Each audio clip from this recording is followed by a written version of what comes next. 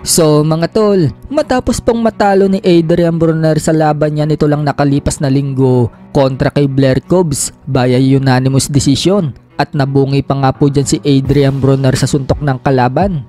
Sinabi po ni Adrian Broner mga tol na hindi pa daw siya magre-retiro sa boxing.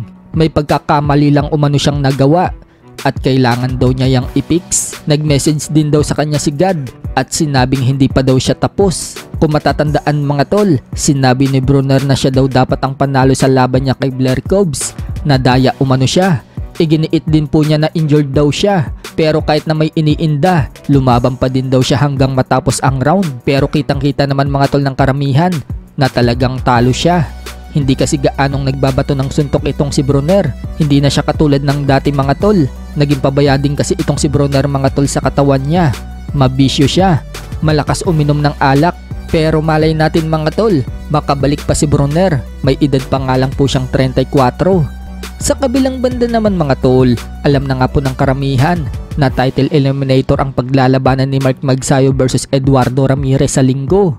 At kumalat nga po noon na WBC title eliminator ang paglalabanan nila. Pero naglabas po ng balita ang Viva Promotion kanina lang na WBA Intercontinental ang paglalabanan ni Magsayo at Ramirez. Inilabas nga po ang balita na yan ng WBA sa kanilang website. So ibig sabihin mga tol, kapag nakalusot si Magsayo dito kay Ramirez sa WBA Super Featherweight World Title, mapapalaban si Magsayo sa susunod.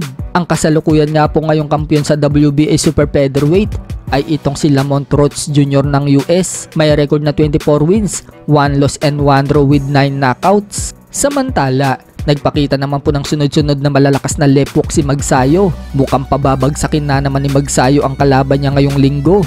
Katulad sa huling laban niya kung saan pinatulog niya itong si Isaac Cabillar. Magagawa kaya ulit yan ni Magsayo? Ano sa tingin niyo mga tol?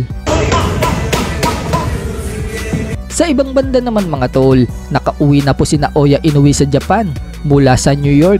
Kung matatandaan mga tol, tumanggap po ng parangal si Inoue sa Amerika. Sinabi din ni Inoue mga tol sa interview sa kanya sa isang dinaluhan niyang boxing event na karapat dapat lang umano siyang ihanay ngayon sa pinakamagagaling na boksingero sa buong mundo. Katulad nila Terence Crawford at Alexander Usyk. Ngayong nakabalik na daw sa Japan si Inoue mga tol, sinabi ng team niya na paghahandaan na daw nila ang next fight na gaganapin sa September.